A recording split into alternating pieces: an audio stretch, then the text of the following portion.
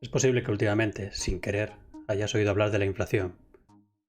Puede que te haya dado por buscar qué es eso y hayas visto que la inflación no es más que la devaluación de tu dinero. Puede ser que te hayas dado cuenta de que el dinero que tienes en el banco ya no es como hace 15, 20 años, quizá más tiempo, que nos daba un porcentaje solo por tenerlo ahí. Puede ser que te imagines que si no mueves el dinero del banco, que si el banco no te da ningún tipo de rentabilidad por el dinero que tienes ahí metido, y que si cada año hay una inflación en un porcentaje que puede ser 1,5%, 2%, más, entonces quizá te des cuenta de que cada año que pasa, tu dinero cada vez vale menos. Entonces, si tienes que moverlo, si tienes que hacer algo con él, pueden empezar a entrarte dudas sobre si invertirlo, cómo invertirlo. Has oído rumores, has oído a gente que ha perdido dinero con la crisis de las .com, gente que ha perdido dinero en acciones cuando hubo la crisis de la burbuja inmobiliaria, gente que ha perdido dinero con acciones en la caída del año pasado debido al COVID. Entonces, por un lado tienes miedo y por otro lado quieres evitar que tu dinero pierda valor. Es decir, tienes miedo por dos lados. Así que, ¿qué podemos hacer? ¿Cómo podemos invertir? ¿Qué posibilidades hay?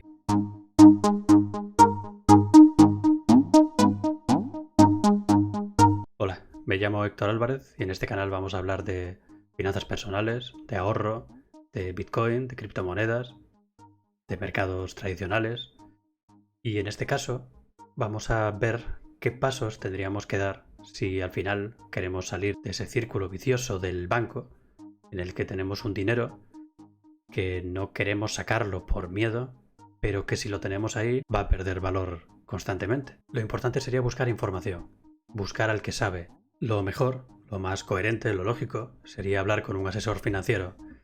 Decirle, tengo este dinero en el banco, tengo estas propiedades, este es mi patrimonio, tengo que pagar esta hipoteca, quiero tener dinero para comprar el día de mañana un coche, explicarle todos nuestros problemas, todo el dinero que entra, todo el dinero que sale, y junto a él intentar establecer algún tipo de plan de inversión para escapar de la inflación. Es posible que si buscamos información en YouTube o en Google lleguemos a conclusiones parecidas a las que llegaremos con el asesor.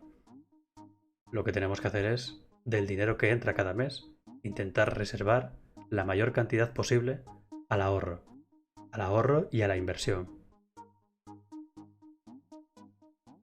Para comenzar, lo más importante sería tener un fondo de emergencia, un colchón en el que si perdiéramos nuestro trabajo, tuviéramos la cantidad de dinero necesaria para poder estar 6 meses o un año, el mayor tiempo posible, sin apuros económicos, hasta poder volver a encontrar de nuevo trabajo. Lo ideal sería ir guardando de cada ingreso que tengamos una cantidad, pequeña o grande, cuanto mayor sea mejor, y conseguir ese fondo de emergencia. Si necesitamos 1.000 euros cada mes, por ejemplo, 1.000 euros, 1.000 dólares, tendríamos que tener un fondo de emergencia de 12.000 euros o 12.000 dólares. Es decir, un fondo con el dinero que necesitaríamos tener durante un año entero si no tuviéramos trabajo. Quizá la parte más difícil de todo esto sea tener ese fondo de emergencia. Porque si hasta ahora no se ha tenido el hábito del ahorro, es difícil comenzar. Si pensamos que tenemos que ir apartando dinero para invertirlo y que esa inversión nos va a generar un beneficio, entonces quizás sería más fácil. Pero al mismo tiempo que nos puede generar un beneficio, ese dinero puede perder valor. Podemos entrar en un momento de mercado en el que durante un tiempo la cantidad de dinero que tengamos baje y entonces tendríamos que tener un dinero extra caso de que necesitásemos sacarlo para poder seguir viviendo. Por eso, antes de intentar invertir en nada, es necesario tener un fondo de reserva con una cantidad mínima para sobrevivir. El siguiente paso sería buscar alguna herramienta que sea lo más sencilla posible y que nos dé la mayor rentabilidad. Una de las opciones más básicas, más elementales, son los fondos de inversión. Los fondos de inversión se pueden contratar a través de algún robo-advisor. Los hay online, son muy fáciles de configurar. Contestas unas determinadas preguntas, una batería de preguntas. En función de esas respuestas, ellos te asignan un nivel de riesgo y lo único que tienes que hacer es añadir una cuenta a ese robo-advisor y cada mes hacer un aporte. Ese aporte se irá sumando al fondo y con el paso del tiempo se obtendrá una rentabilidad. Normalmente los fondos, cuando es a largo plazo, hasta ahora históricamente, siempre han subido, siempre han estado positivos. Es verdad que rendimientos pasados no aseguran rendimientos futuros, pero si hasta ahora nunca ha fallado, tenemos un elevado margen para pensar que podría seguir haciendo. Quizá tanto para la parte del ahorro como para la parte de los fondos sería recomendable desde el primer momento del mes, cuando recibimos nuestro sueldo, quizá el día 1, el día 2, darle una orden al banco y decirle que automáticamente si estamos ahorrando a una cuenta externa, nos pase automáticamente 50 euros, 100 euros, lo que podamos ir ahorrando cada mes. Y a partir de ese día, el resto del mes, que tengamos que vivir con lo que nos quede. Porque si lo hacemos al contrario, si todo el mes gastamos como habitualmente y solo metemos lo que nos queda a final de mes, es probable que nos quede menos de lo que pensábamos. Así que lo recomendable es tener una cuenta extra, aparte de la que tengamos, y cada primer día de mes, segundo, tercero, como muy tarde, hacer automáticamente una transferencia y olvidarnos de que tenemos ahí ese dinero. Con el paso del tiempo, cuando lleguemos al límite, al total que queremos como fondo de emergencia, entonces ya empezamos la siguiente etapa. Y lo mismo se podría aplicar a los fondos de inversión. Si tenemos un fondo de inversión y queremos ir añadiendo dinero, es mejor en una fecha cuanto antes del mes automáticamente hacer una transferencia para ir añadiendo a ese fondo. Si no queremos hacerlo a través de un fondo, se puede hacer a través de un ETF. Tendríamos que encontrar un broker a través del cual poder comprarlos. Tendríamos que ir rebalanceando nosotros dentro de los ETF que compremos para conservar los porcentajes que queremos en cada índice, si es el índice mundial, si es el índice del S&P 500, si son índices de mercados emergentes. Tendríamos nosotros que ir haciendo ese rebalanceo constantemente. Es un poco más laborioso, pero al final, si se hace bien, sería equiparable a los fondos de inversión.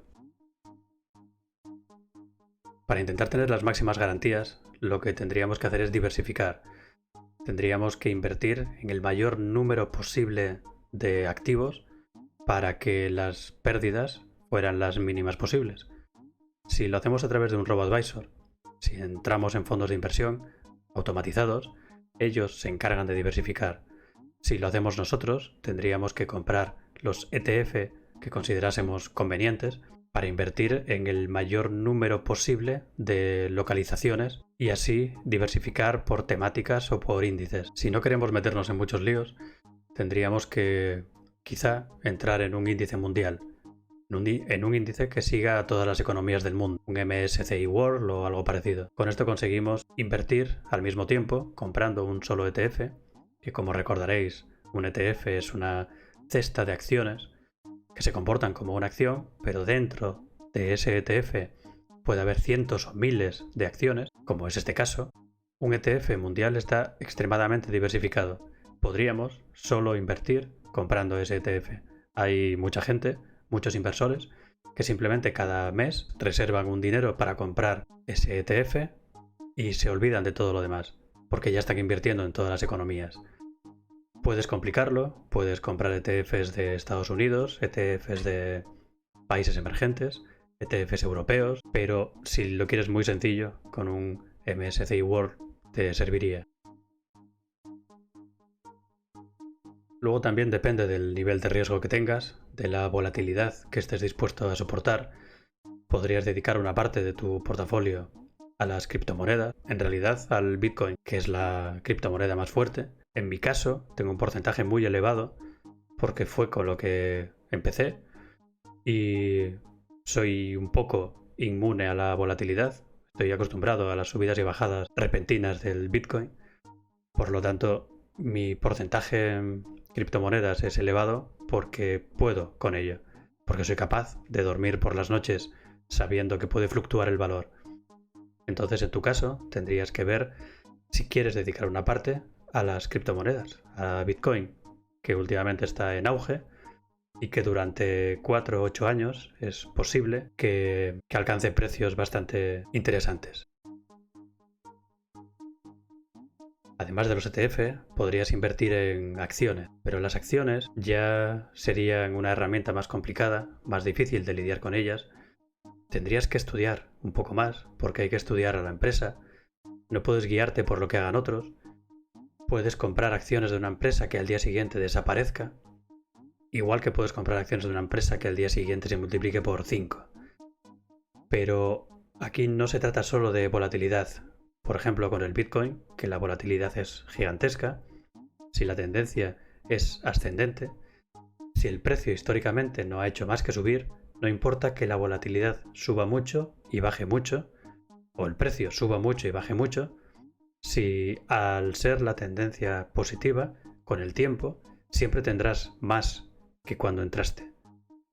Pero con una acción no solo interviene la volatilidad, porque puede subir mucho el precio, puede bajar mucho el precio, pero también puede desaparecer. Con un ETF esto no pasaría, o con un fondo de inversión, porque al seguir a un índice, si una de las empresas que están dentro de ese índice, por ejemplo en el MSCI World, que debe haber 3.600 empresas, si una de ellas desaparece, no importa, no notarías diferencia prácticamente en tu índice, porque el resto seguiría tirando del índice hacia arriba o hacia abajo, pero en una proporción muy pequeña.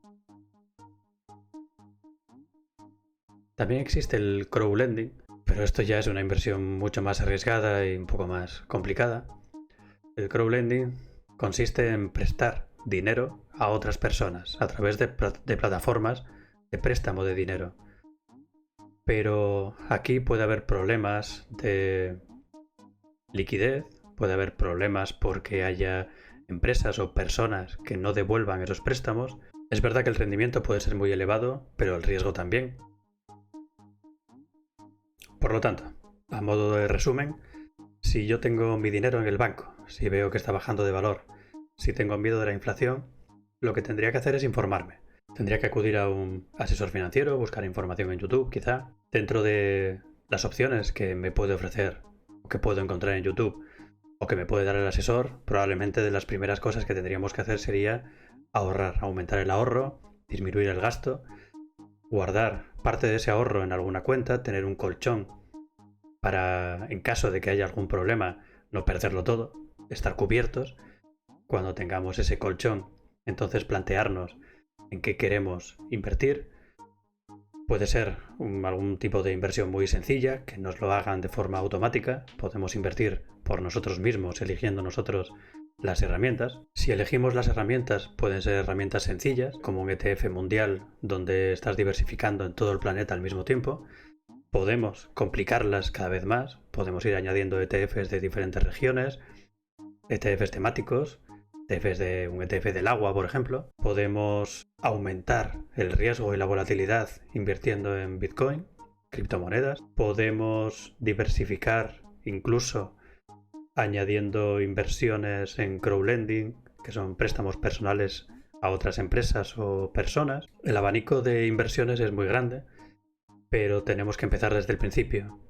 Y el principio no es otro que desde el minuto 1 disminuir el gasto. El minuto 2 sería aumentar el ahorro y a partir de ahí seguir buscando información, hablando con gente que entienda del tema, buscando en internet, en conocidos, compañeros, intentar no guiarse solo por lo que diga uno, contrastar con lo que nos cuenten otros y de todo eso sacar lo que para nosotros sea lo más sencillo, lo que nos dé el mayor rendimiento, con lo que podamos dormir mejor por las noches y de esta manera habremos conseguido aprender, escapar del control de los bancos, evitar que nuestro dinero pierda valor cada año y conseguir metas en la vida, aumentar el ahorro, disminuir el gasto y quizá conseguir tener un dinero ahorrado para cuando llegue nuestra jubilación.